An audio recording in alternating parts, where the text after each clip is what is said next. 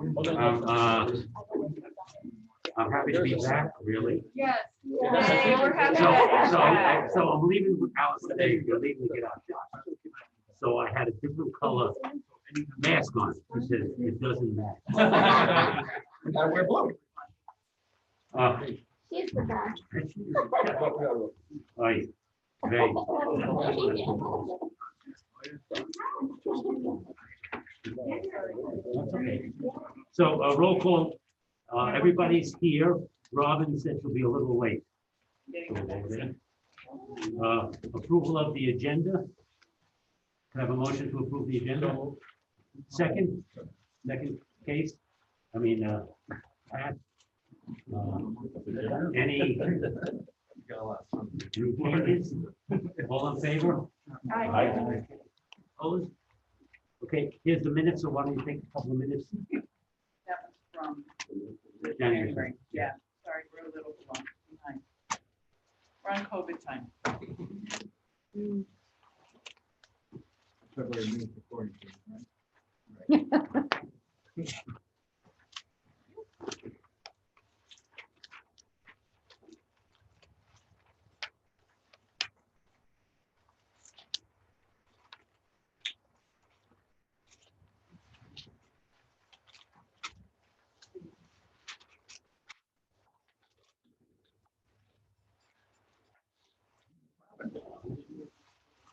Wow.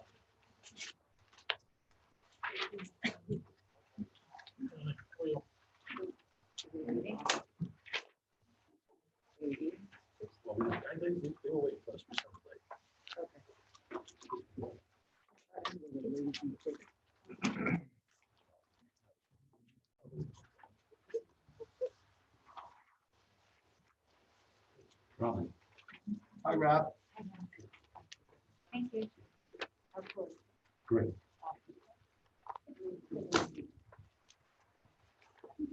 Could I have a motion to approve the minutes? I'll move it. Palmer, second?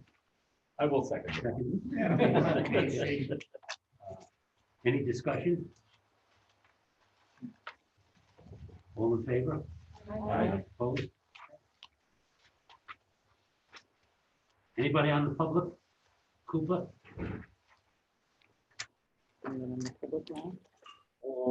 don't, there's a number of people here, but I don't think I see anything in public.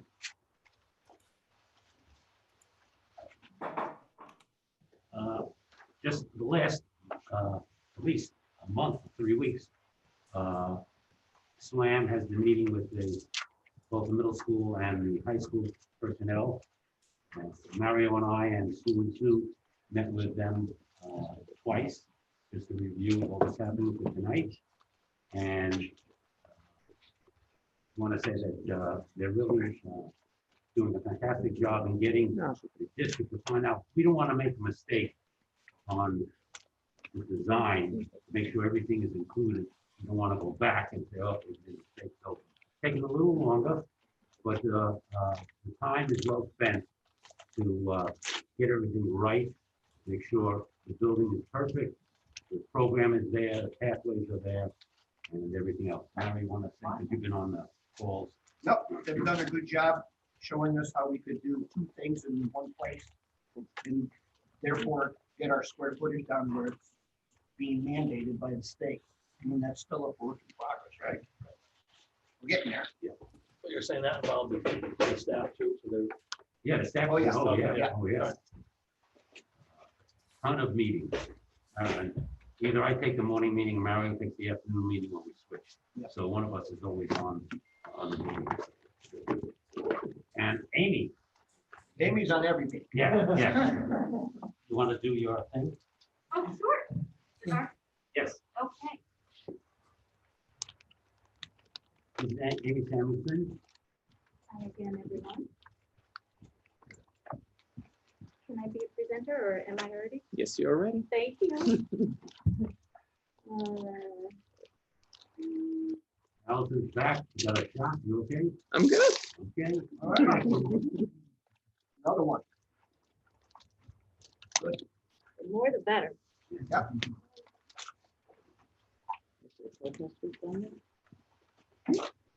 protesters down there? No. Okay, so I'm really just going to do an introduction, and I'm going to turn over the presentation to Amy Christmas, who is on the screen, and will pop up, I'm sure, when she's speaking, maybe, or no? I just get rid of it. No, you can leave. It's okay. Can you see me?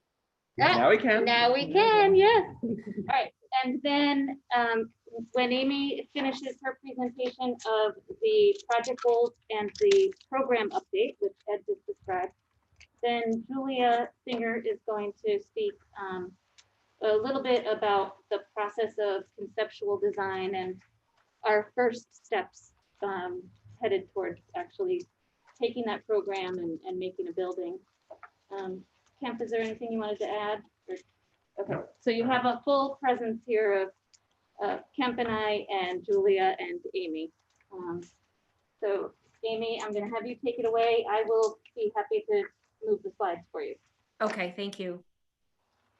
Hi again, my name is Amy Christmas. I am the academic program and planner with SLAM. And as Ed has mentioned, we have gone through a full round of meetings. I think Amy mentioned something like 20 to 25 meetings we've already had, some of which we've actually circled back a couple times for further clarification with all the focus groups between the middle school and the high school, and have gotten a lot of information. So we want to circle back to the visioning meeting that we held a while back, where we asked everyone present what were the top 3 things that this project should achieve for Torrington, for staff, for students, for the community, for the neighborhood, et cetera. And the really tiny text is not intended for you to read, but that gives you an idea of the number and the thoughtfulness and the quantity of responses we received from that survey. Amy, if you advance it, the different colors demonstrate those commonalities that floated to the top that allowed us to sort of glean some project goals for us to define for the project. So we took your terminology and we were able to compile those. So the 3 most common themes that we saw in your responses was community pride. I don't think anybody is surprised by that one. Experiential learning, and timeless design was the 3rd one. So if you go to the next slide, what we did was we took the vocabulary and we pieced together these statements from the actual terms and words used by the folks who generated answers for that survey.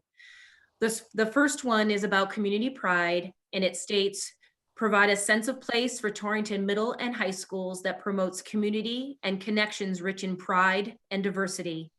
A place that serves as a dynamic and collaborative hub for the Torrington students, faculty, staff, partners, and families.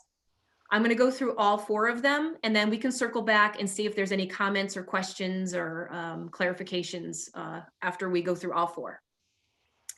The second one is experiential learning, and it reads, to create a facility that fosters discovery and innovation in engaging and immersive environments that encourage interdisciplinary learning and hands-on experiences to prepare graduates for college or career.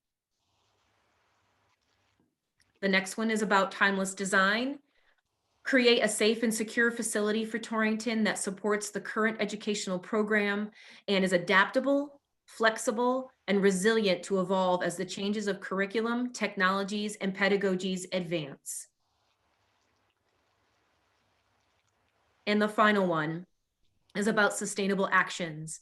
Design a smart complex, and that form of SMART stands for socially responsible, measurable, and artful, that affects the well-being of students and staff and limits the consumption of energy, water, and production of waste by infusing the building with proven sustainable design solutions. So those were the 4 that we had come up with based on the responses that the group had offered through the answers to the survey. Are there any questions or comments? I just have one, just so I understand. Is measurable in SMART complex meaning measuring the sustainability? So that we did throw that word in there. So that what didn't come from your survey. but your survey results kind of helped us form, we thought aligned very well with this. SLAM has smart design as a tenet of our firm, where we make sure that we do include socially responsible, measurable, and artful design. And measurable in the case of what we're describing is really any metric. We measure to make sure that we're within the allowable area. We measure to make sure that we are including the program areas that have been requested. And we also measure and do energy calculations and energy modeling. So in the case of this particular goal, yes, we will be tracking the PEUI, which is predicted energy use intensity of the building, as well as the lighting power density, all to stay not within, but to beat the requirements that the state has for high performance buildings, which is a requirement to achieve for state funded projects. Thank you. Sure. That was the only question, Amy Christmas. I'm going to move on to your next slide. Okay. Thank you. Oh, do you want me to take this one? I do. She's an indoor person. In addition to these three dynamic professionals that I have with me, we also have landscape architects and all sorts of engineers working on the project. And Bill and Spencer in our office are landscape architects who had a site programming meeting, a couple. And during that time, we collected all the information from the athletic directors and from your facilities director to understand what the needs are for the site. And so you'll see that listed here on the slide are a number of fields and the request for those fields to support the high school athletics on the left. On the right, and a little bit covered by Amy, is the fields that are requested by the middle school, or I shouldn't say requested by, I should say the needs that they have for their athletic program. Other site program spaces, which is covered by Amy, are parking for 440 cars. Approximately, we did a couple of calculations utilizing the number of students and staff in the building, also using the planning and zoning guidelines for City of Torrington. So we double checked the numbers from sort of two ends. So we think 440 cars, it's a lot. And we've gotten requests from some of the programs for some outdoor space.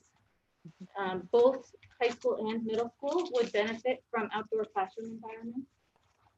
There's a child play area necessary for the child development preschool room. There's a ROTC program that requires some outdoor space for their program, a good amount. I think it's 2,500 square feet, right, Amy? For which area? ROTC. Yes. Mm-hmm. And then, of course, service, loading docks, and the like. So, you know, the site is what it is, same size as it is currently, but we are adding a whole nother school to it. So we're challenged to bring everything together and make it work. Amy, can you send, can you send this to me tomorrow so I can send it out? Absolutely. Will do. Okay, that's you, Amy. Okay, so during the programming phase, our job is to verify the ed specs or update the ed specs.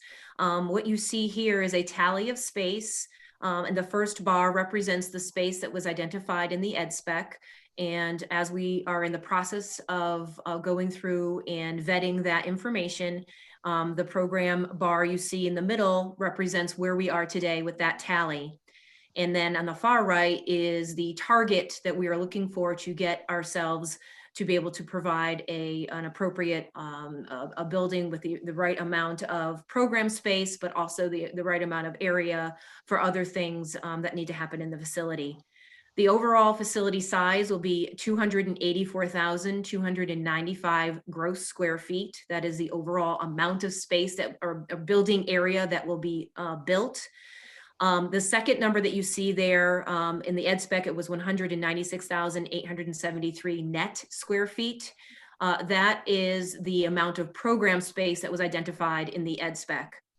To align with the allowable square footage that the state of Connecticut will reimburse for, and based on recent projects of this building type, we are looking at a target of about 63–64% efficiency, meaning 63 to 64% of the overall building area will be used for program space.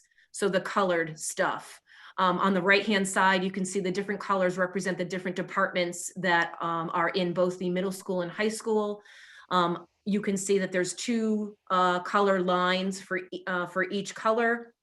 The bottom of those two colors is always representing the middle school allocation. The top bar of the same color is representing the high school allocation. As of today, we are at 209,509 net square feet. So we're about 29,000 net square feet over our target. And we are in the process of drilling down into that to make it, to reduce it. We have some further areas where we think we have some extra area or areas where we can combine and be able to get multi-use out of a single space as opposed to building twice. So we are still working with focus groups and together with the superintendent and the assistant superintendent and Ed and Mario, and we will get down to this with no problem.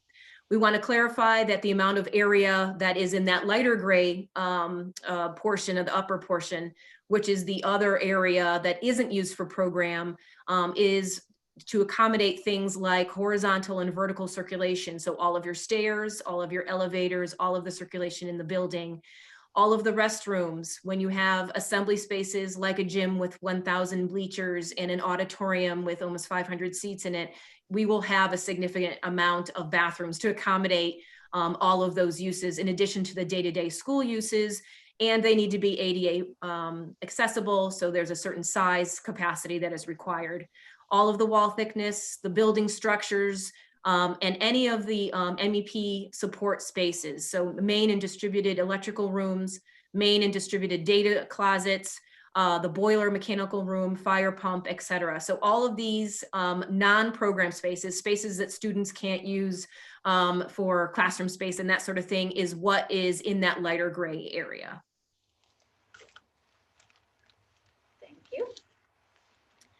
So we wanted to report on an update to the enrollment that we are using as our target as we program this building. These are the new numbers that were provided to us. The chart at the bottom was what was sent to us. You can see the blue rectangle shows the 1,580 total students in grades 7 through 12.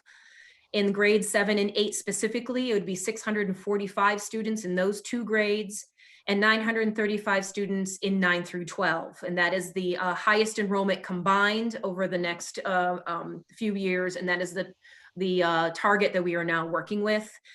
We just did the math up top just to demonstrate if we needed to divide those by grade or what have you, for things like, for instance, when we need to look at the houses in the middle school, we just want to understand what's the quantity of students we're dealing with. So this is just our way of breaking it up so we know what we're dealing with a volume per grade. Great. This is a snapshot of where we are today. This is this does get updated every time we meet and make a change to the program. What this is illustrating just for the high school today is illustrating the black dot represents where the current program is measuring against other schools, other high schools by department. So it's net square foot per student, and that's 0 at the bottom and goes up to about 50 on the left-hand side as a measure. And then each of the departments across the bottom, administration, academics, science, themed space, which represents your pathway spaces, visual arts, etc. Those different colored lines represent other schools that that we have benchmarked recently and where they measure. And then the black dot is again where you are today. So as the program gets updated, that black dot can move up or down based on decisions that we make, whether we add space or remove it. We are showing some areas where the black dot for Torrington is showing a little bit low, but we also have to remember that in the theme space or the pathway space, a lot of the students' courses are going to be realigned and being taught in experiential learning spaces, in business classrooms, in a video production or graphic communication computer labs. And so those spaces are identified in that theme space, and you can see that Torrington is ranked pretty high in that benchmark range. And so collectively between the academics, the science, and the theme space, where the students are going to be taking their courses are going to be in a mix of those three different space types. Great. Here's another measure that we use just to make sure that we're not shortchanging ourselves and we're not overbuilding at the same time either. Another way that we analyze our programs to make sure that we are understanding the capacity, the number of instructional seats or spaces that students have to be in during the school day. And so that we're just sort of tracking the number of seats. In the bottom chart, it represents on the left-hand side, more of the academic portion is the 946 seats. In the center, we have a special education program, and that accommodates about 48 seats. And then on the far right are the visual arts, performing arts, and PE areas, and that would accommodate 372 students. So we're just keeping track of that along the way. In table form, it's in the upper right-hand corner. And then, again, this is just for the high school, this analysis. We are in the process of doing the middle school analysis right now. And the good news is the upper left-hand corner, and what we're measuring is the number of academic seats per student. So we don't want to make sure that these kids are not rattling around in a gigantic building, that we are building this in a purposeful way, a mindful way, and that we're getting good utilization of your space. The target of seats per student is about 1.4. We have gotten ourselves down to 1.49. We were quite high a couple of weeks back. So we've gotten ourselves down to a really good point. And I think that we'll be able to hover around that 1.4 with no problem in the coming weeks. So this is all good news right here. That's what that translated as, sorry. Okay, so the next couple slides, they're probably going to make your mouth water a little bit because they make me think of Starburst. That's what I think of when I look at this. But this is our chiclet or our graphic representation of the program. Currently, we are going to, the first slide is demonstrating where we currently are overall for the high school. And the next slide, we'll get there in a minute, will be the overall middle school program as well. The high school is tallying at 129,600 net square feet of space. The different colors represents the different the different departments we just saw on the bar chart a couple slides ago. And we've circled the few areas that we have learned are truly the spaces that are actually going to be shared during the academic day between the two schools. So the back of house kitchen, warming kitchen, and servery to support the two different dining areas for the high school and for the middle school will be a shared entity. The building support as a system of spaces will be operated out of a shared entity, a custodial main loading dock and receiving and that kind of thing. And then the bottom right is the overall auditorium that would be shared by both schools. And so we're going to go through this in a little bit of detail just to demonstrate what we have learned. The next one here represents the middle school overall program at 79,900 net square feet. Again, using the same colors, demonstrating how their program is distributed. And they're sort of relative scale to one another. They're not intended to be an adjacency diagram. So we will take these, and these essentially become the puzzle pieces, and we'll begin to move those puzzle pieces around based on the things that we hear with regard to required adjacency, access to outdoors, access to main entrances, and things like that. And so we're going to go through each department sort of relatively quickly, but we wanted just to highlight those parts and pieces and components that we learned about Torrington High School and middle school, and those components that we wanted to make sure are getting into the program. We have a lot more information than this. I can tell you exactly how many instruments you will be storing in each school if that's something that interests you. But we have a lot of detail, but we wanted to summarize for you the amount of the types of information we were collecting that's driving the amount of space for each school. On the left hand, yes, go ahead. How many violins? Ed wants to know how many violins. Oh my gosh. So he's gonna, all right, I'm gonna find it. I'm gonna find it. All right, I'm gonna find it. Find it after and report back. Okay, you got it. I'm gonna give you the full amount because there's cellos, there's violins, there's transient instruments, and there's also instruments that school owns that don't go home. We have the marching apparatus they hold the snare drums and all the drums with. Those are being stored and hung on the walls. Yes, we know that we know way more than you can imagine. So you have a lot of storage. That's the punchline there. You have a lot of storage in both of your two performing arts programs because you have such a robust program and have so many instruments that you do have a lot of storage there. So that is the punchline and what drives space. On the left-hand side is typically the high school, on these coming slides is typically the high school spaces, and on the right side is the middle school. So there's some similarity and there's some differences here. So main offices, each school will have a main office that will be located at a entry point for each school that will be separate from one another. Each will have a nurse's suite. One of the differences we did learn is that the high school will have a collective guidance suite, and at the middle school, they're going to operate a little bit differently in that they're going to have a mini administrative suite that will be aligned with each of the houses that will be assigned at the school. Within the that mini administrative, there will be an assistant or associate principal.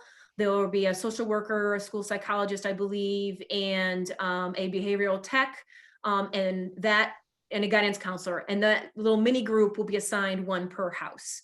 We will have built-in meeting space because we know there's a lot of PPTs and a lot of inter-school, but also with visitors, we have meeting space assigned, mailroom, security, a college career center at the high school, and I already mentioned the dedicated house administration. Special education on the left-hand side is what is represented for the high school. On the middle school side, we have a little bit more robust program there. They both have distributed resource rooms. They both have faculty work and meeting space. They both have life skills and PAVE labs. Each has two, one of which will have a kitchenette and a laundry to allow those life skills things to be taught. They both have Thrive classrooms. The middle school has a program called Voices for those students who are autistic and are learning to speak. And they both have an occupational therapy and physical therapy resource room assigned to each school. The library, media, learning commons type spaces for each of the schools vary slightly.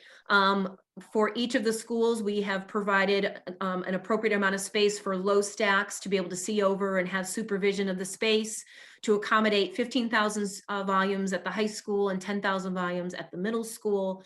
Each school will have an area where a full class can come and have a presentation, sit together as a class, begin the beginning of a lecture and that type of thing, and then be able to break off and go do their research within the library and that type of thing. So that will accommodate a full class. Also have small project rooms for students to be able to break out and work in, similar to what you see in the bottom of the slide with the orange wall. We usually have supervision and transparency into those rooms to make sure that there's appropriate amount of supervision into those spaces, and also just to know if they're occupied or not. Also included is some IT workspace that has been identified for within these programs. Allie did a little cheer.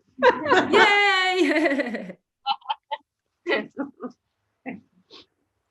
On this slide represents the workhorse of both schools, which is the representation of the general purpose or the core course classrooms.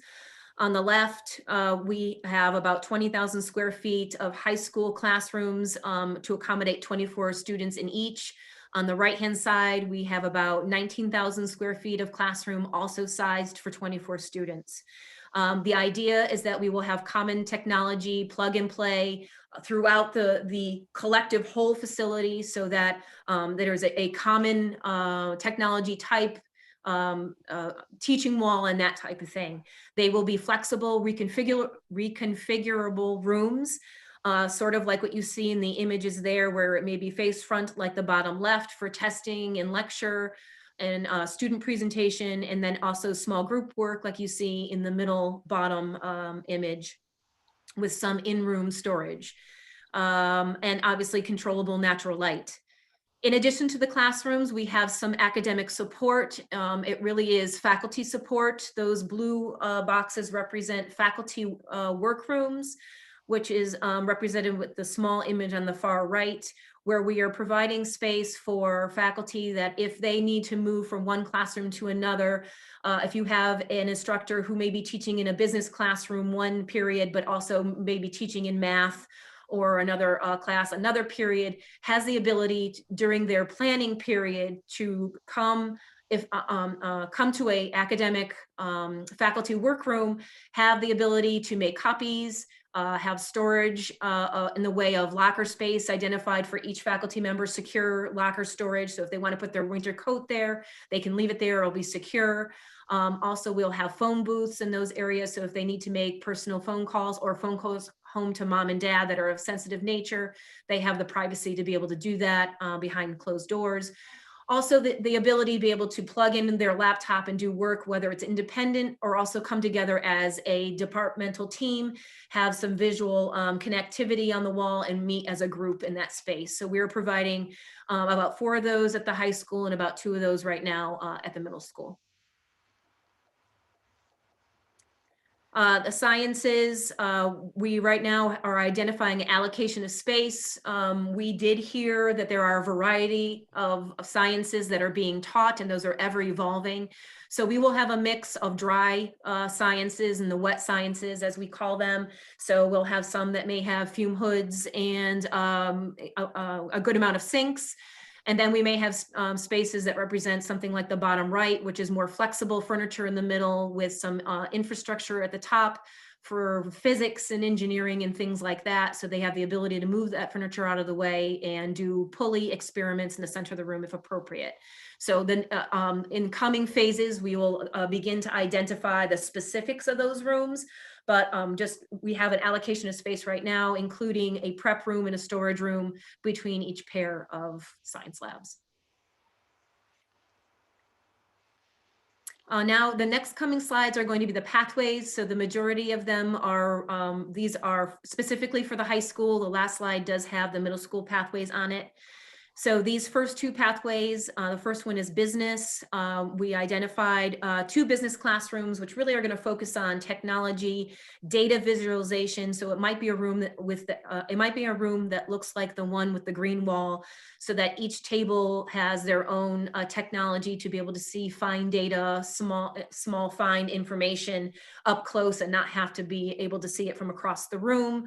Again, we want to make sure we have flexible infrastructure as well as furniture and plug and play technologies. And those spaces will be working in conjunction with the school store. And we heard the request for that to have the ability to be somewhat mobile. So if you wanted to sell t-shirts or something like that during a basketball game, or maybe something during an event in the auditorium, they have the ability to take it on the road, if you will. Education pathway was identified as primarily a preschool for 18 children that come to the site. We will have a secondary classroom where the high school students will actually do their early childhood education, but also have the ability to observe and look directly into that the preschool space. They do cycle in to the preschool space, a couple students at a time. The preschool space does have some specific requirements by the state of Connecticut, direct access to the outdoors, access to a play space that is identified for their program and the size of the number of students you have. This program will also need somewhat of a dedicated entrance, and we'll have to figure that out with the site for when parents are dropping off. They do walk their child all the way into the building and, you know, get them settled and that kind of thing, and then come out, so that that is weighing in on the parking spaces that are required for the site as well. So some other site components that this particular program will need to weigh in on.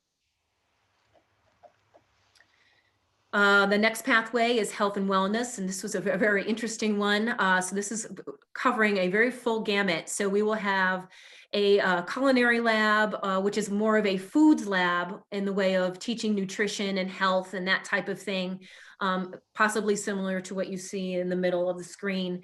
We would also have a couple health classrooms, a sports medicine lab, which we are identifying as a space where a group of students, I think up to 16 students could, if they were taking this course, be able to work in a space like you see in the upper right. But also, if we were to locate this in a location that's near the gymnasium, that the athletic trainer that would be coming to the school to support your athletics program during after hours could use the same space. And so that we don't have to build two separate rooms, that this is something that would get double duty. In addition to the foods lab, we did hear the need for being able to sell some amount of food. And the more we talked about it, it sort of ended up turning into something like a mobile cafe cart, where they might be able to set up outside that lab, but also be able to take it on the road, if you will, maybe set up in the lobby for intermission during a performance at the auditorium, and different events like that. So that was how that conversation has evolved. The next one on the bottom is STEM in high-tech manufacturing, and another robust program that is really sort of state-of-the-art and very interesting. There are two different computer labs that are within this suite of spaces. One that's for digital graphics, which is primarily a Mac lab based, and then graphic communications lab, which is a PC based computer lab. CAD and architectural drawing and things like that don't play nice with Mac hardware. I don't know why, it's just what happens. So we have those two spaces identified for video production, editing, graphic design in one, and then CAD and coding and robot, either design and coding and programming in that space. Associated with an engineering lab that might look like the image in the bottom right, where students could design in the computer lab and then they move to this space and build the widget or the drone or whatever it is that they're coming up with. They have access to flexible infrastructure. They would also have a equipment alcove that could be having a rolling door so that it could be closed off if they're not using it, and those more dangerous heavy duty equipment are more closed off, and then it could be open and be part of that makerspace engineering lab when they do want to have access to it. Again, we want to make sure we have flexible infrastructure and the like, that type of thing. Junior ROTC has a requirement for a 30-seat classroom. In addition to that, they also have a robust amount of storage. They store upwards of 200 to 300 uniforms, both dress and the fatigue type, in addition to hats and shoes and gloves and those types of things. They also require a small little curtain area for them to be able to do some fitting for those uniforms. We have an office for the head officer, and you heard Amy mention that there is a 2,500 square foot required clear area for their drill practice. They have the ability to share the gymnasium or other spaces that is a clear 2,500 square foot area, as long as the scheduling has to be figured out between the two programs. So it can happen outdoors and it can happen indoors as well. And then at the bottom of the screen is the final space that is in support of all of the pathways and all of the academics in the building and beyond. Right now in the program, we have what is called a team-based learning theater.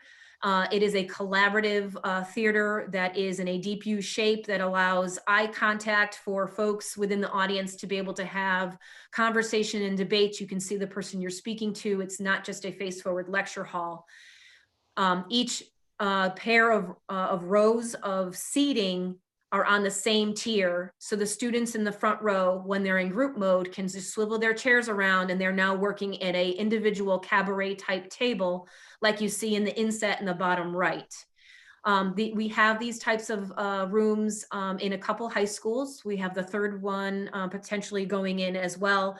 And so we're proposing that it might be of support to your pathways and community here, somewhere in the range of 60 to 80 seats. It could support your model UN, as we heard from the social studies group at the high school. Student debates could be held here. Professional development days for your faculty and staff could happen here. Community meetings could be brought in and could be held here, like the meeting you're having right now. And then also student presentation and public speaking courses, as students have to present out their capstone projects and things like that. This will have the technology and the ability to bring in an audience to be able to do that, in addition to things like having 2 classes with a guest speaker or something along those lines. At the middle school, the pathways, we have 2 pathways, the first of which is a makerspace sort of pre-engineering, similar to what we heard of at the high school, also with a coding computer lab that is PC-based and a STEM makerspace, also with flexible infrastructure and transparency, possibly between those 2 spaces, so those students can move back and forth between the design and tinkering. Also at the middle school, we have a construction technology space with to teach woodworking technology, experiential learning, and the like. Again, making sure that we have flexible infrastructure for allow that to cycle through a variety of courses that could be taught there. Moving on, the purple represents, we are now in the arts area. So in the upper left represents the spaces identified for the applied arts area for the high school, and visual arts on the right-hand side for the middle school.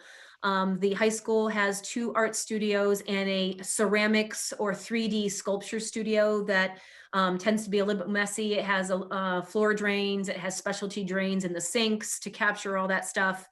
And that we have kiln spaces identified for each the middle school and the high school. As far as performing arts, you have a wonderful program that is very well attended. And so we have a good amount of space identified for that. We have band rooms, both at the middle school and the high school. We have an orchestra room dedicated at the middle school. We have an ensemble room at the high school where sections can be brought out and taught simultaneously during the band period. We have, for choral instruction, we are proposing that the middle school actually teaches choral in what we call a black box theater, similar to the image in the bottom right. So because those students are not on risers, they don't necessarily need to have furniture because they're standing in groups and singing. They will have the ability to bring furniture in if they wanted to, but because it is a little bit more flexible in nature, that the ability to be able to utilize that as an after-school space or a smaller performance or drama presentation is something we thought would be wonderful, since the choral space was identifying and measuring very close in size to the black box theater. So we thought that we might have the opportunity to provide that to you in this facility. And again, that could potentially be a shared entity between the schools in an after-school situation. Both schools have music technology or keyboarding, so that's a computer lab where students are also connected to electronic piano keyboards. And then we have a good amount of instrument storage dedicated for each of those programs. That's what that light purple is all that storage. Also supporting the performing arts, but is that shared entity, is the auditorium, both for performance and presentation. The seating has been identified to accommodate around 470 seats as our target. Identified a orchestra pit that would be also provided in front of the stage, and then support spaces like a control room, dressing rooms, scene and furniture storage for things like the chairs for the band and the music stands, etc. Now moving into physical education and athletics. On the left-hand side, PE and athletics for the high school. And on the right-hand side, PE and athletic spaces for the middle school program. Both gyms are sized to accommodate a premier basketball court at the high school level, which is 84 feet by 50 feet. The high school gym is requiring 1,000 seats in bleachers. The high school has identified 150 seats in bleachers in that particular gym. We have a variety of PE and athletic locker rooms and team rooms and that type of thing. We have support spaces for the PE instructors in the way of offices, but also in the way of changing in locker rooms for instructors, officials, and coaches. And then also making sure that we have the right amount of equipment and uniform storage, both for outside athletic components as well as the inside gymnasium athletic equipment. And then food service was another shared entity, essentially. Amy, and I'm not sure if you can hover with your cursor. The two middle big boxes, the one with food service over it and the one to the left of it, sort of this is the idea that those would be the back of house warming kitchen, and then the one in the middle with the words food service over it would be like a food court and a servery. That right now is the idea is that would be shared between the two schools. The box to the north, on this plan here anyway, would be the seating for middle school, and then one to the south would be the seating for the high school. We still have to work out scheduling and how those students actually flow through that space, and so that, you know, we're keeping those kids separate as appropriate, but we have conversations with our food consultant about that, and so this is where we are currently. The high school dining is sized for 3 lunch waves, and that's about 310 seats. And then the middle school dining is sized for 3 waves for about 215 seats. Again, then that's adjusted to that new enrollment that we saw. And then obviously we talked about the warming kitchen and the servery food court. We will talk about being able to utilize the seating for these dining areas as potential open areas like you see in the bottom right, and maybe able to capitalize on that as seating for possibly something like the black box theater like we saw in the other image. And then the final grouping is, last but definitely not least, is the building support space that takes care of the entire facility. So both schools, we have identified the appropriate custodial space in the way of offices, changing locker rooms for their staff, workrooms so they can work on things, you know, if they are fixing or charging their equipment and that type of thing. We have a trash and recycling room. We have identified the numbers and quantities of the dumpsters and the recycling bins that will be outside the facility. Loading dock that wants to be at real height, supply storage for all of the supplies that need to come into the building, vehicle storage for tractors and snow removal, and then an allocation of space for our lobby space that we have in every school building, as well as the student locker allocation. So that amount of square footage that takes up about 18 inches deep, you know, lining those hallways does add up to the square footage. So we want to make sure that we provide a certain allocation so that we have the right amount of area for those lockers to take place. And we are seeing larger lockers like you see in the image to accommodate backpacks and puffy winter coats.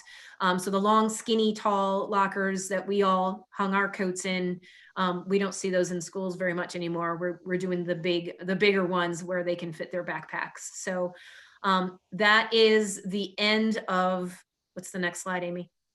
Let's see. Oh, okay. So that's the end of the programming area. Are there any questions?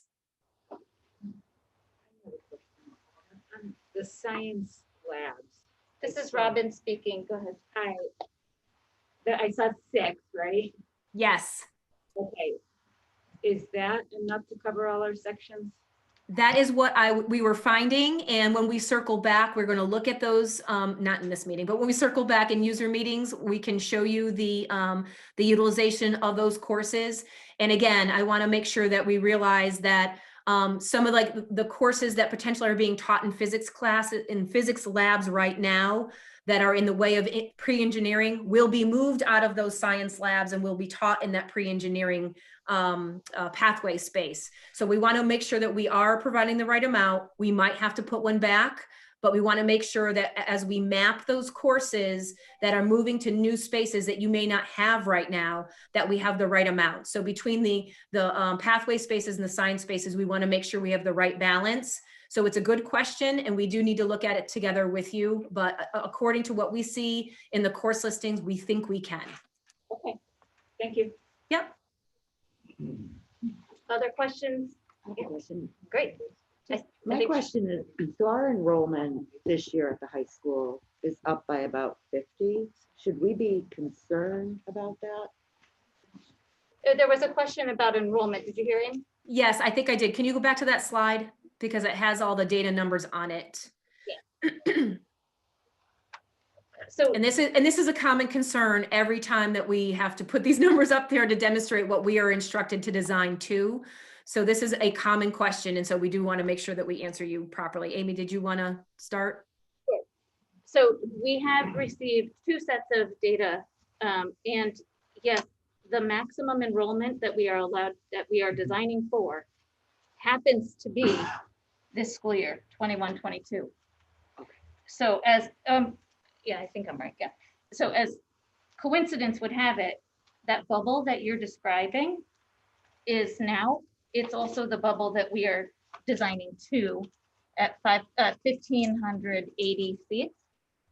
Next year, your enrollment will be 1,558, and then it goes down to 48, or no, I'm sorry, 46, then back up to 48. So the enrollment bubble that you're describing is actually being designed for. If for some reason you increase again to a higher enrollment, you know, it's being accommodated. The state allows us to design to the maximum enrollment of any of the 7 years surrounding the grant application. Can I ask one more? How big is the orchestra band space? How big is the orchestra's band space? For orchestra in the middle school, I have it up here, so just one second. Okay, the orchestra room is just under 2,000 square feet. The middle school one? Yes, middle school. The middle school band room is at 3,600 square feet. The high school, hold on. The high school band room is about 4,400 square feet. I don't know what we have right now. Do you guys know by any chance? We don't yet, Okay. but I will be looking for drawings somewhere in this room. There they are. Yeah. Those drawings are coming back with us so that we can do that Okay. analysis. Okay. Well, it is bigger than your current room, just based on me walking in it. Yeah. All right, Aim. Mhm. Thank you. Thank you, everyone. Thank you. Okay. I'm gonna scroll down and we'll get started on a few slides of conceptual design. I want to introduce to you Julia Singer. And Julia is the lead designer in our education studio. And she's working closely with Mark Rhodes, who you might remember from our interview, who is the design lead for our firm. And Julia has been diving into the EdSpec program and keeping up to date with conversations that we're having in our programming meetings. Hasn't developed exact intricacies of the floor plans yet because it's still evolving, as you just saw, but we're getting there. And it gives us great pleasure to start manipulating some boxes around on the site. And so Julia, I'll let you introduce Thank you. yourself more. Good evening, and I'm looking forward to working with all of you. So I will just tell a little bit about myself. Over the course of my career, I worked in Europe, Middle East, and for the last 20 years in the States. And designing a school is my passion. So like in this area, in Waterbury, I designed 3 schools, Kano Tech, Gilmartin, and Waterbury Career Academy that both Amy and Camp worked together with me on. What's your And, wire down there? I don't want you tripping over it. You can take that side. So those schools are recognized for design excellence and innovation of the use of the materials. And I'm really looking forward to work on this project. Can I just ask you, you're a little muffled. Can you speak up a little bit? Okay. Maybe it's just me, but. No, it's not. I'm always really quiet and library is very like making me. Yeah. Yell. I will yell. So as we move forward and looking for this building that will anticipate in the future and building very modern facilities, we also recognize the very rich past and history of Torrington, both industrial and cultural, and beautiful scenery, and we're going to build upon it by designing the school. Some of the design goals you heard from Amy, and our approach to design is holistic. So we are building like socially responsible and community-friendly buildings, but also artful, because they need to be beautiful so that people would love to be there. This is a big project and it will have a cultural impact on Torrington, on all areas. And so we are looking to newest technology, to sustainable features that will bring the operational cost of the school down. But we are also looking at this relationship between indoors and outdoors, providing daylight and use for everyone and for every occupied room. And we are looking for very clear organization and wayfinding within the school. And we're at the beginning of design. So I will share 3 concepts, 3 options. Our first thoughts, this is our first impression about the site and building organization and how to use the site, where to locate the building. What they all have in common is easy community access to places that will be used for after-school activities like auditorium, gymnasium. And we also learned that middle school likes to be autonomous, but still connected to the school. So it is one building. And thank you. In the first option, we are looking to build a building on an athletic field outside of the existing school footprint. So school will stay operational during the design. And this is just a blocking diagram that shows 4 components, big components of the project. We have a central office, middle school, high school, and assembly spaces, auditorium, cafeteria, and the gymnasium. So these are going to be used by community for after school, and they will have easy access to them. So this, at the same time, these spaces are connecting and separating 2 schools. So they can schedule classes and use it as required. And central office has its separate entrance. Athletic fields would move in the towards the Route 8. So we are looking at the green belt in this zone, like with the football field, athletic field, and with the pond here. So this was the linear organization. Next option is looking at the same site, but making building more compact and providing more closer relationship between high school and the assembly spaces. So it's quicker, it's faster travel, shorter travel distance between a school and gymnasium or performing arts area.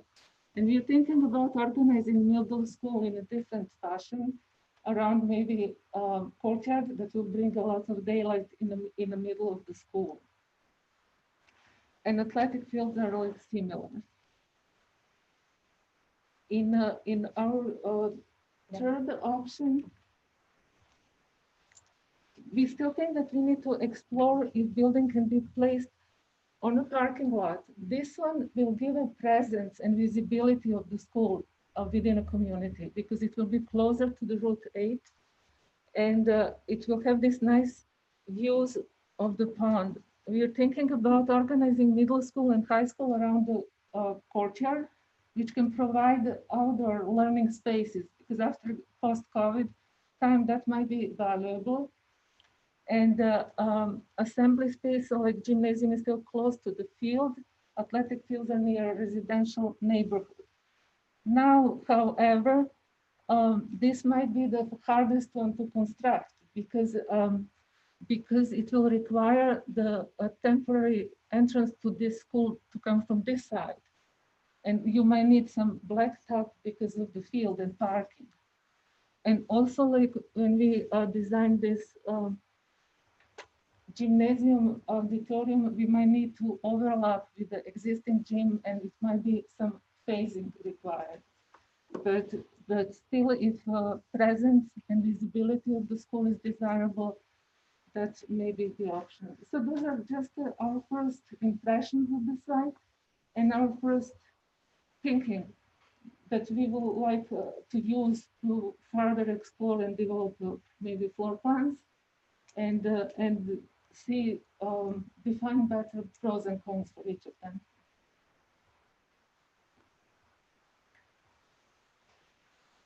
So that's all we have to share as far as conceptual design goes for this meeting. And we look forward to, in a month, being able to share with you some 3D versions of these options as we move forward and develop it a little bit more. Amy, Yes. I have Ed's answer. Please. In addition to the 24 violins at the high school, there will also be 9 upright basses, 14 cellos, and 10 violas. And that's just within the strings storage room. There are plenty others.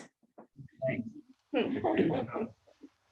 I just had a comment if you wanted to put the presentation back up. Sure.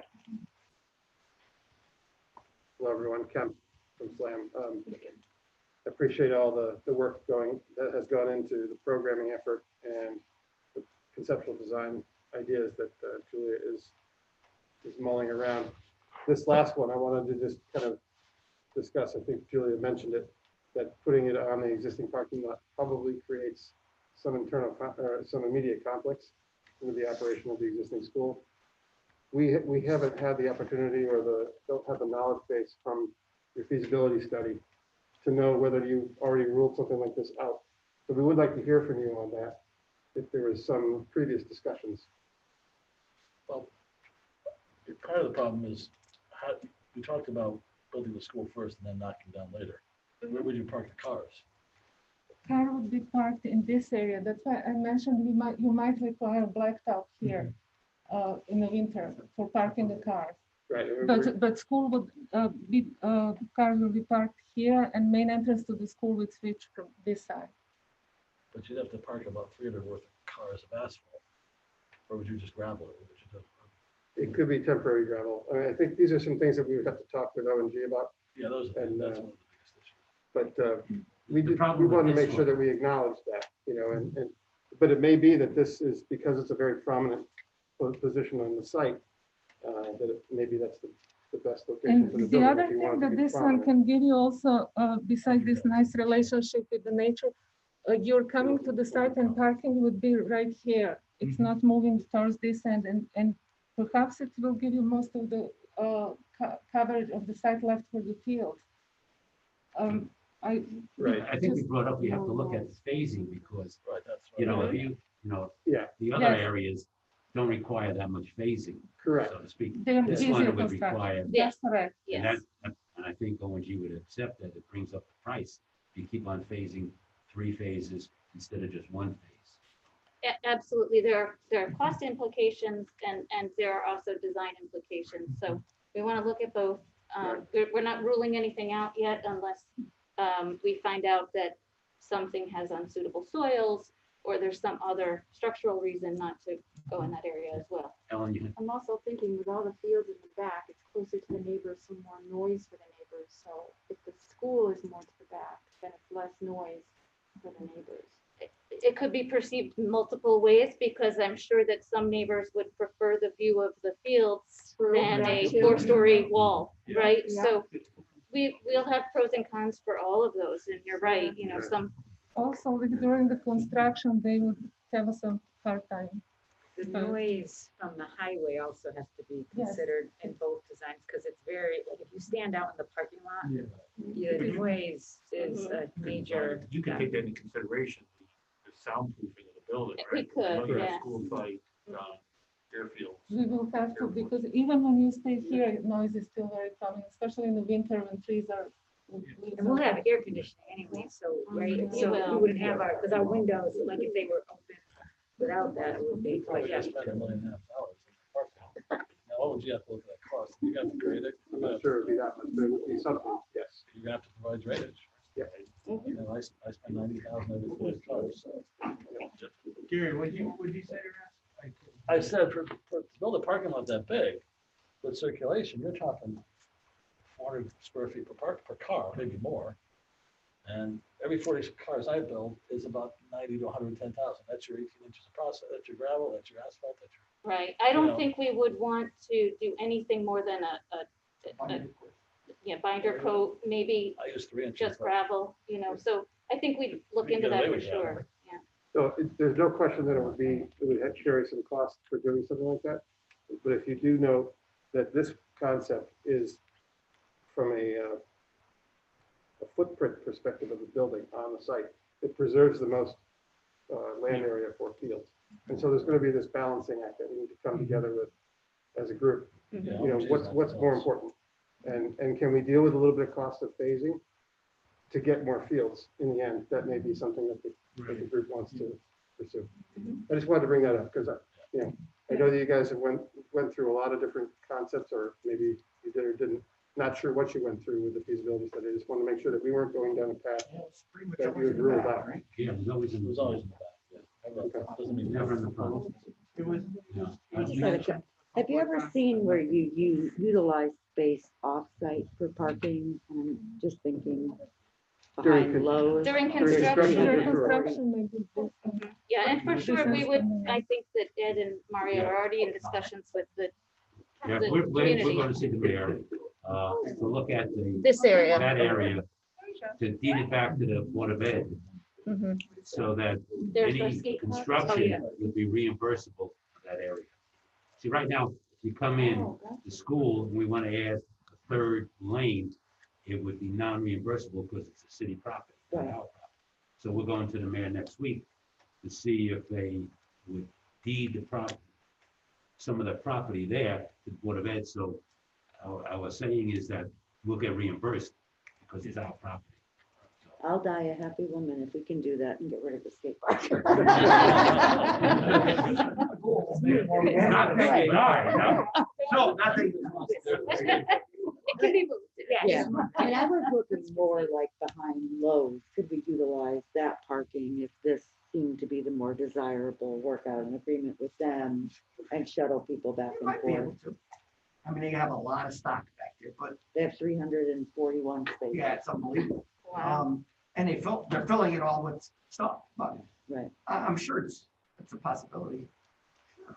Could you just comment, you were talking about the increased cost with the phasing.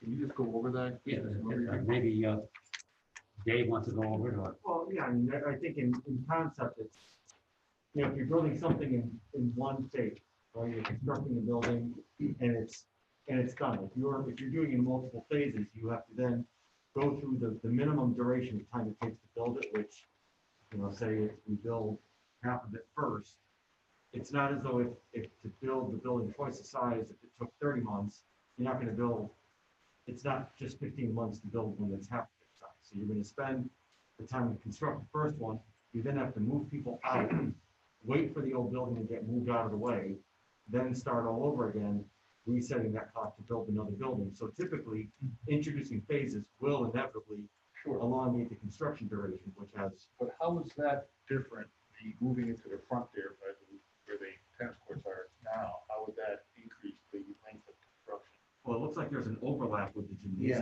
gymnasium. the gym, just the gym. Yeah, and I think that if you save the gym, there's some savings there, because you're not building that entire structure. You would be renovating. But we- Oh. that's a discussion that Would we be able to we've keep had, the that size we, of our We're well, park? opposed Marion, to- we're opposed to that. Yeah. We're opposed to fixing that gym up and renovating it. We told everybody everything's gonna be new. Yes. I don't wanna see them coming, you know, we gotta take the asbestos out, we got this, so. Is there a But we could possibility salvage the size. of sacrifice for Boston? Sure. Yeah, I mean, if you have to lose something, losing the gym is probably the best scenario, right? Because we can make other Right. arrangements. So then would. And it depends when it falls on the calendar year, Yeah. you know. We might not even, right? Well, I If think the we other, could, yeah, oh, I'm sorry. Go ahead. I was gonna suggest that it, depending upon how the layout works, the middle school gymnasium may be built True. and the high schoolers could move into the new building. Right. They could use the middle school gym. Then ONG knock down the old gym, rebuild a new gym and move the middle school to this location a few months later. So there would be some timing that would need to be worked out. You know, how does that work with the school year? You know, we want to be careful about not impacting people's academic year. But We need a little bit more of information to make a educated decision, if a little bit early now. If all is true what is said about phasing and cost and impact, but we need to do a little bit more work to make sure that it's working or not.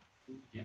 So the gym size that it is now and what you're proposing for the high school would be the same size? we're actually proposing the size of the gym would be reduced by a little bit, but it would still accommodate 1,000 spectator seats and bleachers and the full-size main court.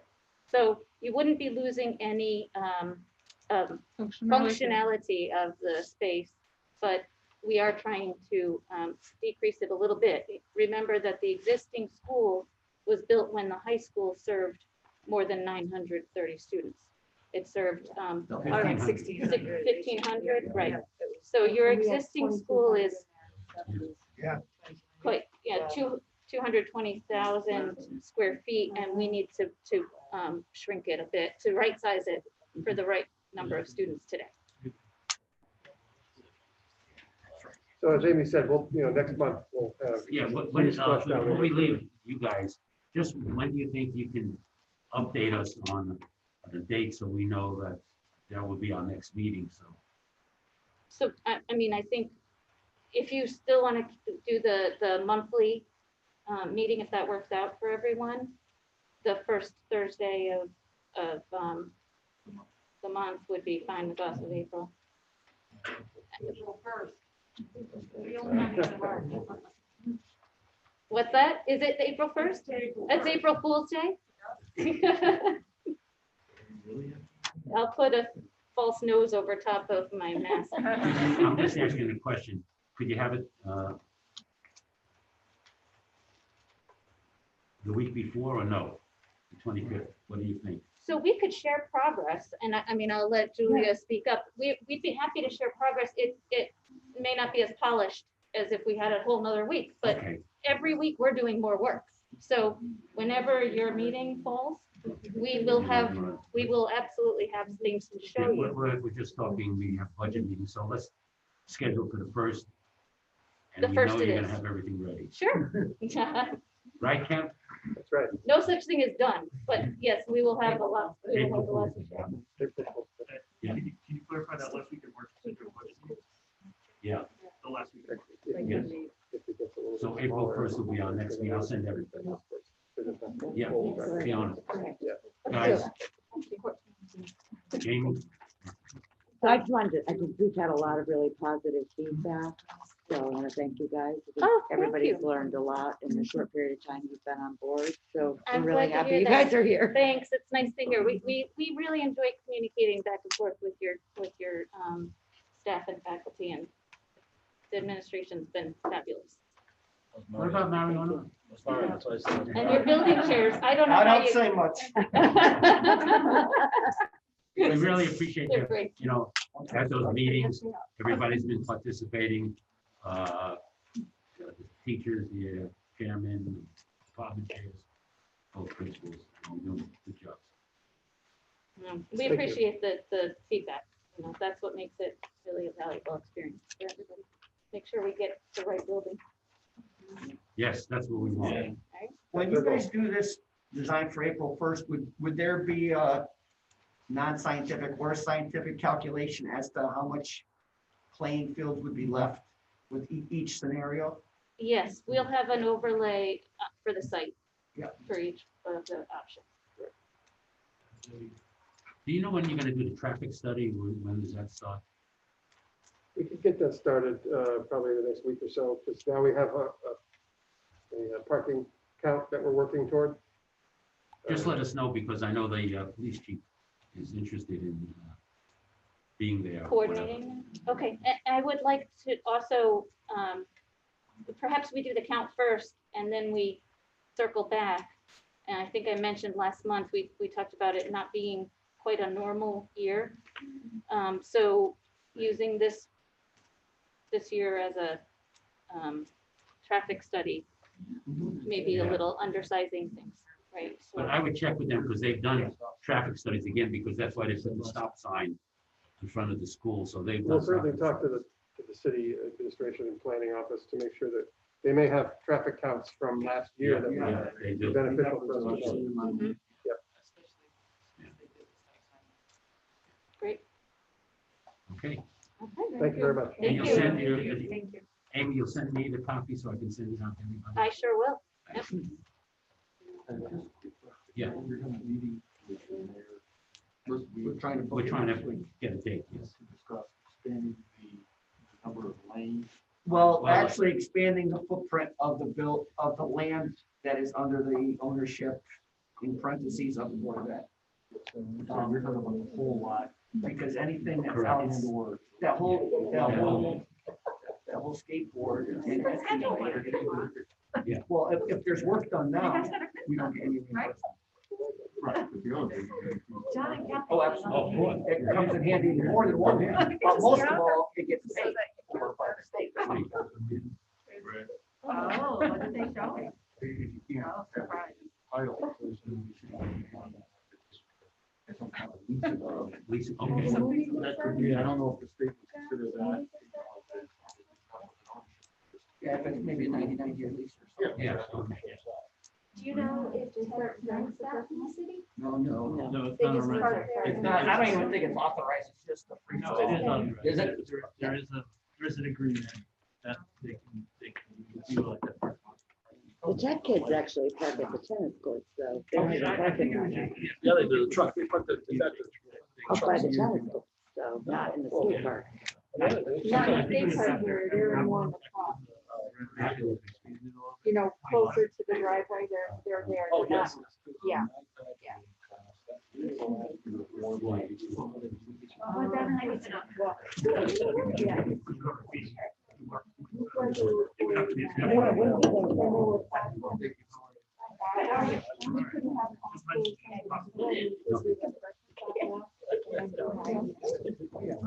Okay. Next, just going over what the mayor received a letter in September, October about the PLA route.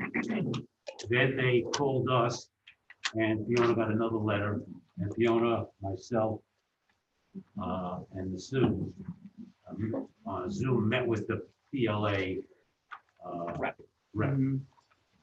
And then today Fiona got another letter from opposite, the ABCs.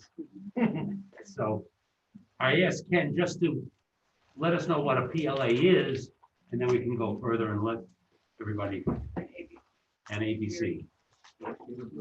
Okay, Ken. This is the point of work.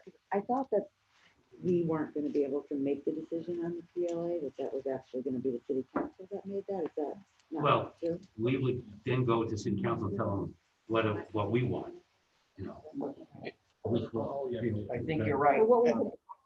Correct.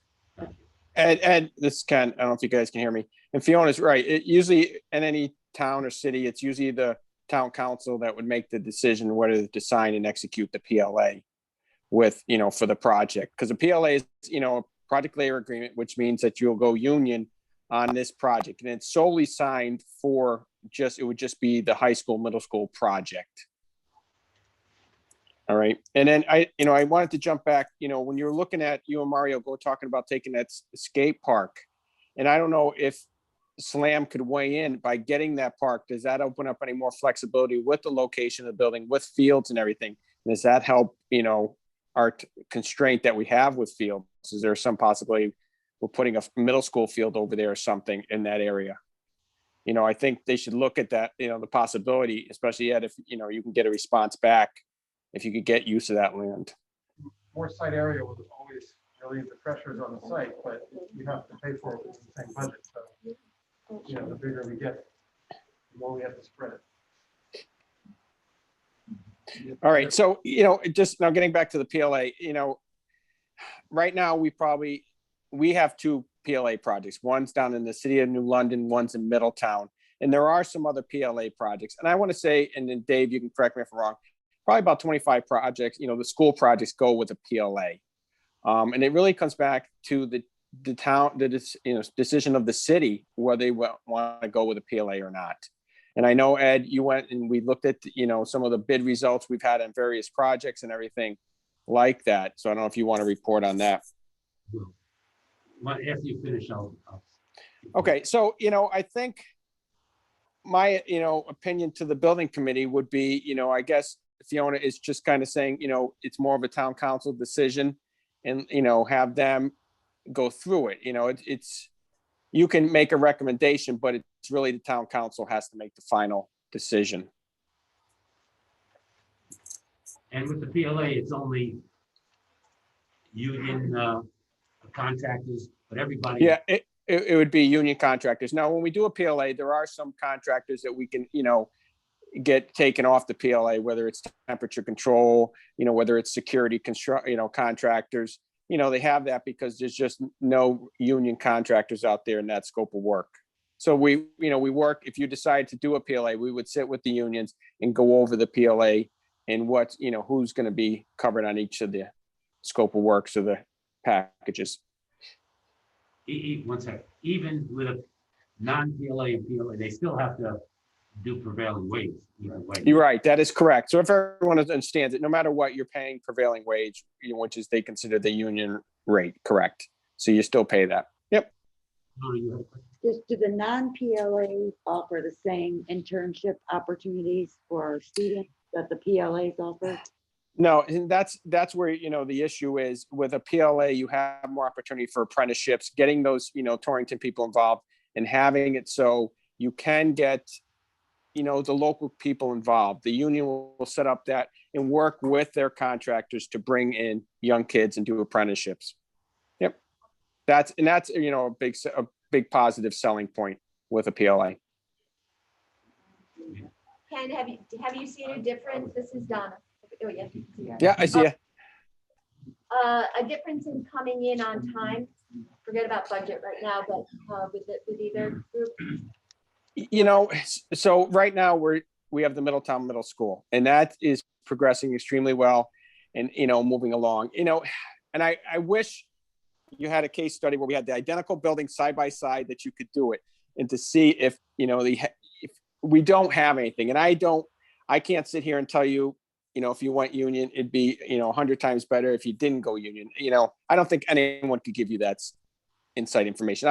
All I can do is speak to you about that project's moving extremely well. We haven't had any problems with manpower on that project. And just getting back to the Middletown, the big issue was there getting the local people involved. All right. And that's a big issue we went back with because they had a couple other union projects. We wanted to make sure they had the adequate number of workers in the Middletown area, to meet our needs. And they did. I did an analysis of 3 projects that were bid recently. It was not a PLA. I broke it down, who was the PLA members, lowest bid, who was the lowest bid in each area. So I'll hand that out. There were 3 projects, one in Brookfield, one in Manchester, and one in Enfield. These were not PLA projects. They were open to everybody. Isn't the bidding open to everybody anyway, or no? I don't, No, if it's a PLA, you're precluded from bidding if you are not. So, Yeah. Ken, are there enough non-union outfits that'll come this far to get this job done? You know, I want to, well, right now, we're seeing great bid interest on our jobs, Gary. You know, we're getting, and for some reason, I think a lot of contractors, subcontractors are very concerned with what's coming up. They want to build their backlog. So we're getting a lot of bidders. So, you know, yes, it's a big project that you have. You're going to have some big bid packages, you know, on some of them. We'll try to reduce it down so they're not too big. But, you know, it's tough to say. I'm trying to think, looking back at some of our bigger projects that we bid, you know, how many we went, you know, went union versus non-union. I know Ed gave you out, you know, some tabular information, but, you know, the size of those building, I think we're in the 56 million, 60 million range versus this one of, you know, the 159 million range. just going over the first page is the Huckleberry Elementary School in Brookfield. As you see, PLA price, non-PLA price, the bids. So if you take the lowest of either one, PLA or non-PLA, the price would be 56 million versus the 59 million 498 or 59 million 588. Now on that project, just to give you there were just on some of them site work, there were 2, 4, 6, 8, 10, 12, 14, 16 bidders for site work. For concrete, 2, 4, 6 bidders. Structural steel, 2, 4, 6 bidders. And they broke it, you know, some PLA, some non-PLA. So you're getting, I'm just trying to be fiscally responsible for the money that we're going to be sending versus do we want the kids to get their thing? So that's a tough area to look at. So the second page shows you Manchester, Buckley Elementary School. Again, the lowest price for abatement versus the next price for non-PLA. And if you did both of them together, it would be 18,334,000 savings. The next one. Well, I don't know that you can, when you get, they can tell me if I'm wrong, but if you have an all non-union job versus a mix versus an all non-union, if you're going to mix the two, non-union guys will price it differently because they're gonna, I think I've dealt with it myself, kind of can tell me wrong. They price it differently because of the, I don't say the inefficiency, but unions work differently. I mean, the job goes differently. I don't know that you can look at the differences this way and expect that if we want just the, you know, picking the non-PLA and the PLA. I don't know if the job would run that way, would it?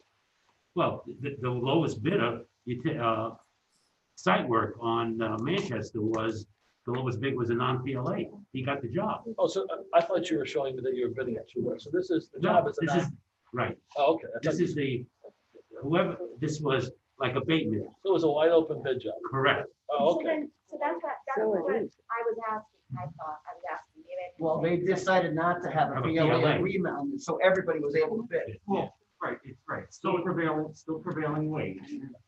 It's really union versus non-union. Right. Is the terminology, not necessarily PLA. Right. You're saying the same thing, but it's right. But it's really union contract versus non-union. All of these then were non-PLA jobs, you're saying? Correct. Correct. Yeah, okay. But union contractors did that. Correct. Right. Even when there was not a PLA. Right, but it can't be the reverse. You can't- Correct. Right, Correct. now I get it, thank you. You have a question? I do. I don't know if I'm supposed to know this or not, but do you automatically always go with the lowest bidder? Or is there reputation? They're Lowest qualified. Qualified. Yeah. So you can look at lowest qualified. Yes. Okay. Yes. Yeah. That's what O&G will do because it's a, you know, at risk, and they're at risk with the bidders. Right. And they will have to be qualified by DAS and so on. PLA, it's the lowest qualified. If you just go with the PLA, you Right. lose the We union. don't, there's no. It's always lowest qualified. Lowest qualified responsible. Right. Regardless of PLA or not PLA. The PLA agreement just only allows union contractors to bid. Unless that particular area has no union organization per se. No, that's where we'd have to, if you look, when we set up the PLA, you know, we write that all up. So most of the trades that Ed's showing you would be union trades if you decide to go with a PLA. So, you know, and that, or a union contractor to make the terminology everyone is, you know, when you sign a PLA, your contractors would be union. There'd be a selected very few that would be non-union. So if they were non-union, they would still have to do prevailing wage. Yes. Would they have to like join a union or anything? No, we write, when we write the PLA agreement, and what's happening, so you have a PLA agreement, and some of the prime ones we always pull out would be the temperature control. Temperature control does a lot of low voltage wiring, or security does a lot of the low voltage wiring. And we make sure that those are pulled out of the PLA, so they are the opportunity. They could be union or they could be non-union contractors on that scope of work. Right, but you're limited in that though, Ken, right? I mean, the union is not gonna let you carve out big packages and say that, oh no, these do not fall under it. I mean, they'll only let you do that with smaller, very special. You're not gonna. Correct. Yeah, that is correct. You know, if you look at the list that Ed gave you, the biggest success, especially, is in the lower, we'll call it the lower bid packages. All right. You'll see there's quite a bit of union. It's when we get to the MEPs where you don't have as many of those union type of contractors in the mechanical, electrical, and plumbing sometimes. So what, I don't understand what I'm missing. So I thought based on this Public Act number 12-70, Public Act 12-70 of the state Senate said that it was an open bid process and everyone could bid, unions and non-union, even if you had a PLA. What happens if, Fiona, they need to have an apprenticeship program identified, and that's how that's written. Okay. So a lot of the non-union guys don't have an apprenticeship program, and nor do they want to sign on with the union to have that apprenticeship program. So that's really the stumbling. Can they do it? Yes. You know, and that's why the union has that. They could, you know, sign on to the union, or they could have an apprenticeship program. Ed, I have a question. And I think I asked this the last meeting. Is there, would we be shutting out a lot of local businesses by signing on to a PLA?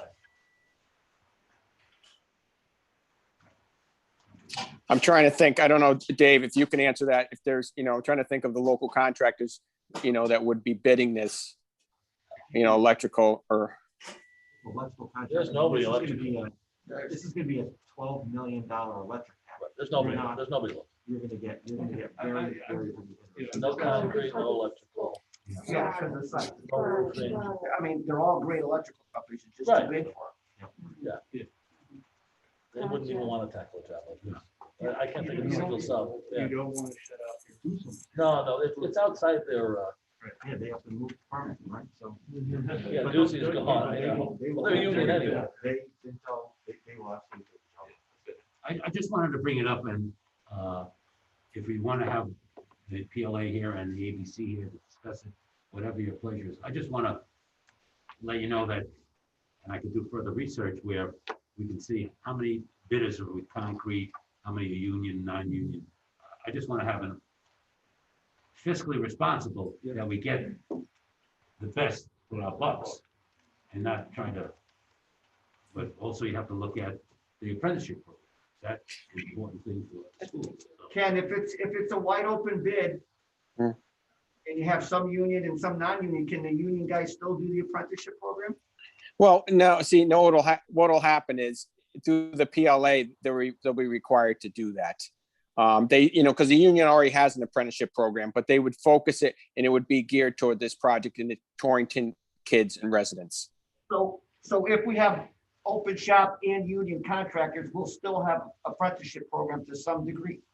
Yeah, but it won't be, see, with the PLA, the union sign on to that. So any requirement in that PLA, which you would identify as them being responsible to do apprenticeship program with the Torrington High School kids would be identified, and they'd have to follow through with that.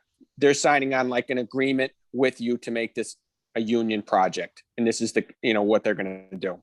So I think, Ed, if you go back to what you're saying, I would bring in the union and I would bring in the ABC, bring in the AGC, bring in the ABC and have them make a quick presentation, but limit them to how much time. You don't want them just to take all your time because they will. Is there truly, I don't know, there was a study done last year from Beacon Hill Institute for Public Policy in Boston. But I know think tanks can be conservative or liberal. Correct. Is there any independent body to go to rather than? Well, I like the report that Ed gave out, the state did. It kind of gives you, the pluses and minuses on both sides. So if you get a chance to read through that, that's a plus. Many different studies, like you said, have talked about, their possible, increased cost and everything. So, you're going to hear that from the ABC. You're going to hear a different story from the AGC when they both come in. And I wish there was like a true independent, firm that would have the results, but I haven't found anything. I don't know if anybody's familiar with Beacon Hill or any of public policy stuff. I don't know, but they at Connecticut specifically, 95 school new builds and renovations from 2001 to 2019. And their determination was that PLAs came out about $89 more per square foot, looking at all those projects and, their complex analysis. Yeah, we just got that report, so we'll send it to everyone. Okay. The Beacon, yeah. We just got that today from Fiona.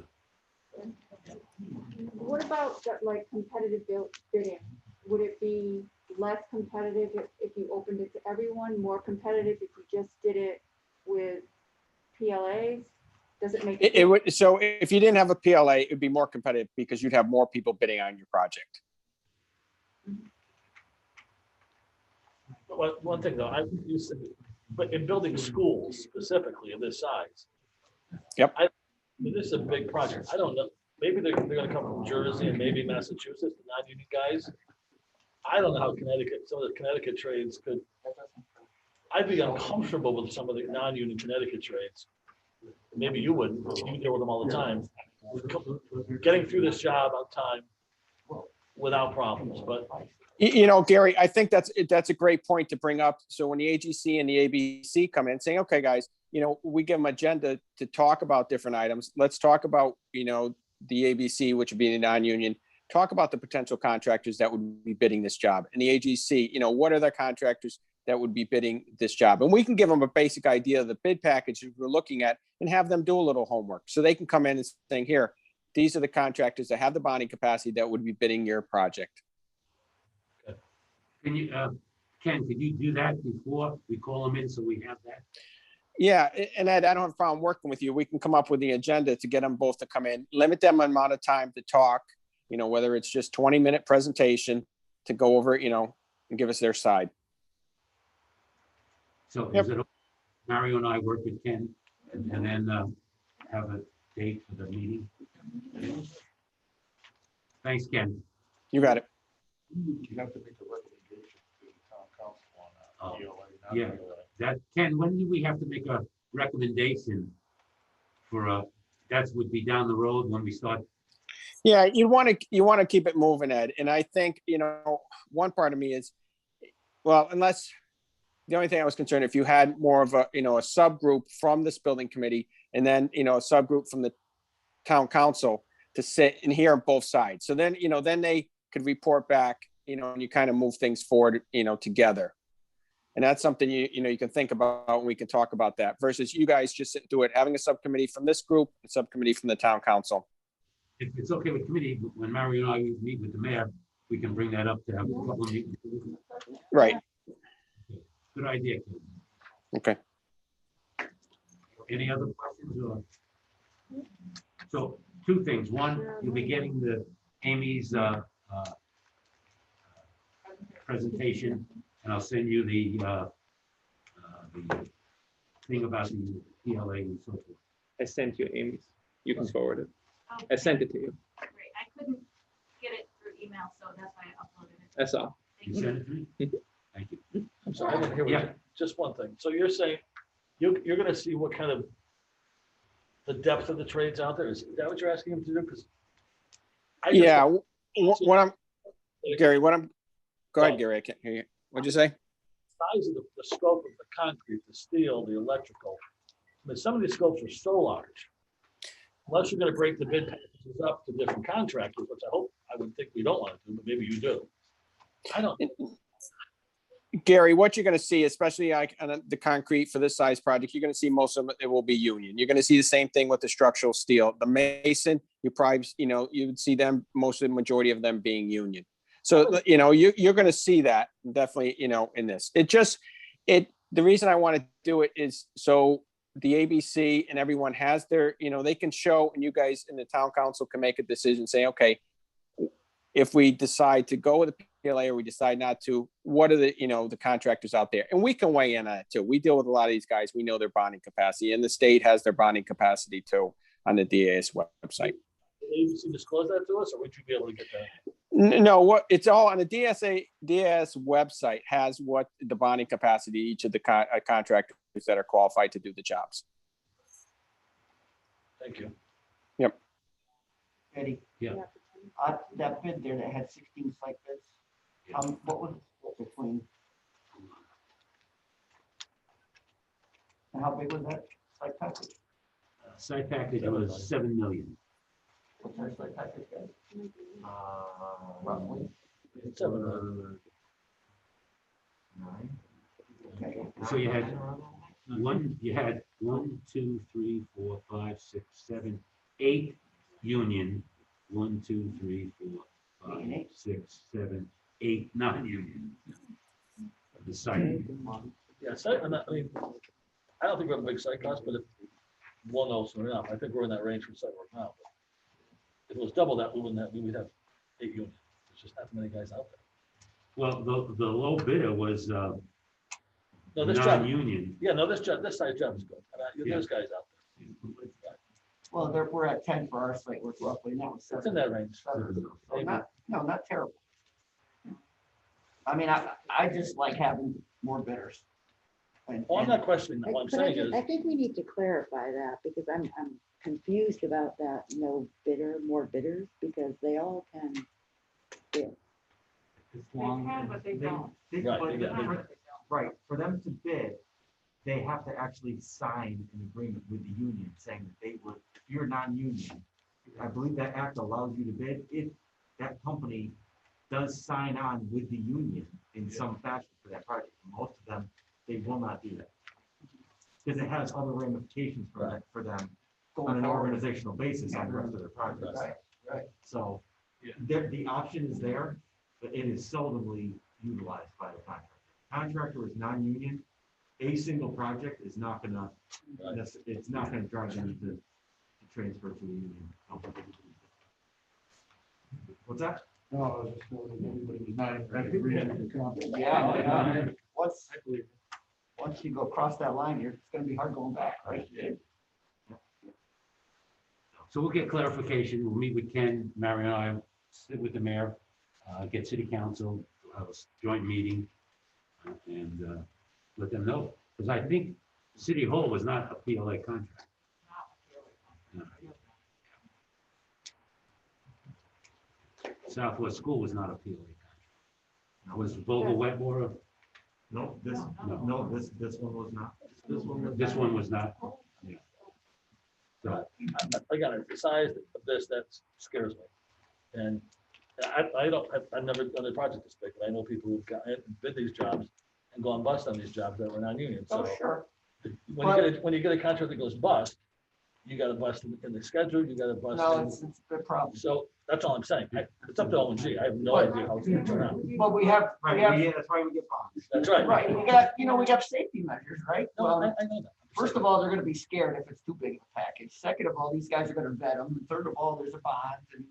And if I can just say something from our experience very recently, Joel and I are working on a project where, actually the one where we did get those 13 site bids, the lowest one, we disqualified the lowest one. We spent an exorbitant amount of time, right? You spent a lot of time research, and so it's not just, the person that's low on bid aid does not automatically get the job. And this, there are certain red flags to go up, check references, and especially when you're dealing with scopes of work this large in magnitude. It's not just, here's your bid, yep, we'll give you a contract. There's a lot that goes into making sure that they are truly, and everyone's involved. We don't want to recommend someone to the committee that there's a high chance of them failing. That's just, it stacks the deck unfavorably and every, for everyone. That's why it's a GMP at a risk. And ONG's at the risk. I mean, it might end up that we decide to go with the PLA, but you guys know that, but it's nice giving us the opportunity to see both sides. Yeah, and I think, I appreciate that. and I think that they have to be prepared, because I think there's benefits, pros and cons to both of them, right?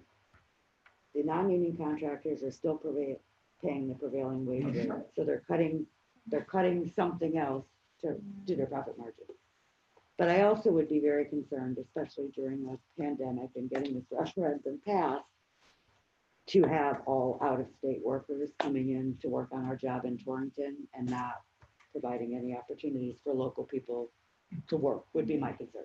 So I'm hoping that when they both come in, they can kind of talk. Well, if they're a about the union, they'll pros go to the union hall and get their guys. I don't know if non-union guys can go to the union hall and get them, can they? No, they can't. So if they're non-union and they get the job and they're from Jersey, they're not gonna bring in, if they can't go to union and get local people, they're gonna bring in guys probably from Jersey because they're not Oh, gonna. absolutely, and that's what I'm saying. I think Right. we also have to think about that too, because this is the I people. say Torrington Jersey are paying. because they're up here a lot for some reason. But you would know by what these contractors are, if the Connecticut has the big enough unions to be able to do each, without going out of state.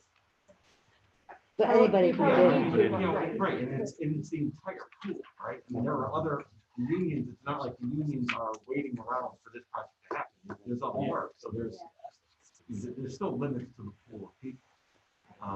There was one thing I was gonna add though. It escapes me right now.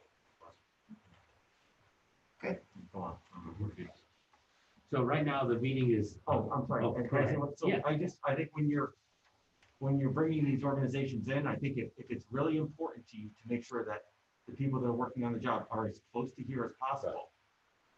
Ask them that. They likely cannot give you names, right? Like, I know we've asked for that before, but just percentages of people that live in, Litchfield County, or they can at least, I think, give you some broader, right, Ken? I think, don't they give us some broad geographical areas? So that would get some kind of. Yes, yeah, they can. They can give us, how many union guys they have in the surrounding area and stuff like that. And that's what you'll ask for, and we'll get that feedback. Yep. Are you guys gonna bid some of the bid trades or not the trades? Well, we're gonna have to look at it. We look at that, Gary, and come back, and we'd make a decision whether, possibly concrete, it's how big it is, and and then especially the site work, possibly, we'd look at that. And we'd have to, bid against everybody else too. But for us to bid, Gary, what we have to do is we have to get your approval and get DAS's approval. So we'd have to go to Costa, explain why we think it's a benefit to the project for us to bid, and get him to approve it. But is that legislation actually? It goes into effect in July. Now, when this came into effect before about CM possibly self-performing, the state pulled it back. So Gary, they may do that again. It doesn't go into effect until July 1. You're saying you can or you can't? Right now, we cannot. But in July 1, if everything goes right and they approve it, we would be allowed to possibly bid, a section of the work, a portion of it. That's July 1. Right. Right. It started earlier, but they halted it, so it's currently not allowed. Well, the reason I bring it up is she asked about locals. Everybody on the board knows a lot of your concrete guys, a lot of your site guys. They live here. They're local. Or they live Correct. Yes, and that would be a plus. Yep. He was 114. Oh, because they voted for the project, remember? So that's why we brought it up that, ONG can bid on it. Why I wanted to keep it, but the DAS has to approve that. which would help us. No doubt. As we're deciding to advocate for kids and apprenticeships, just want to throw that out there once again. What was that? I just want to advocate for kids and apprenticeships. Yes. Because that is important. But if something like, if the site work, concrete work worked out, that ONG was the chosen one, They're then they local. could use the internship for that area. Yeah, it would Yes. be- Sure. To that though, the fact that if it is not a PLA, still the whole, bringing the trades, whether they're union or non-union, Right. to speak to the students and engage with them, that's gonna happen no matter what. Okay. I just don't know enough about the ABC to know that. But that's the ONG Build program, that's what we do, is to try to build some of those relationships and get excitement into the trades, whether it's design or construction or engineering, so. It's great. We appreciate that.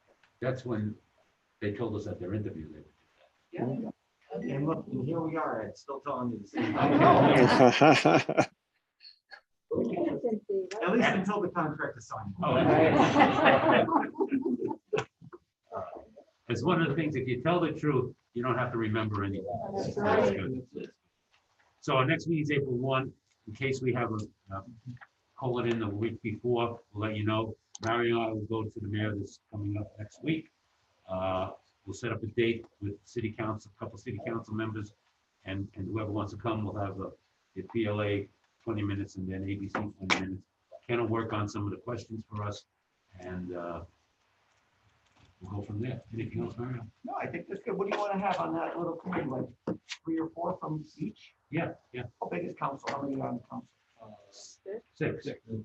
So maybe 3 from them and 3 from, yeah, we'll decide who goes. Yeah.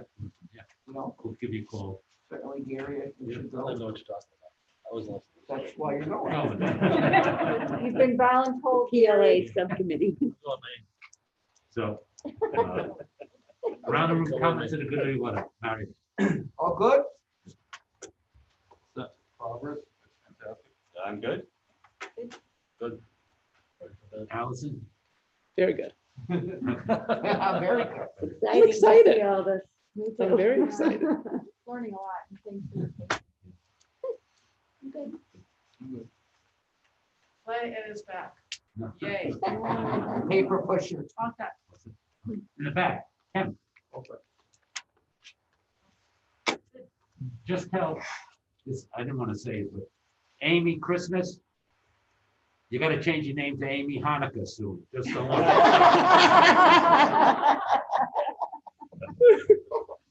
I'm gonna have you, Dave. Thank you for dinner. No problem. April How 1. about the two April up 1. there? What? You can ask that for good. Oh, yeah, anything, Amy or Ken? Good of the Good of the order. order? Okay, April 1st. April 1st. all right. Or possibly the 21st. Right. Oh, really? Yeah, we'll let everyone know. Okay. Possibly Have a motion of, thank- Second, okay. Thank you, everybody.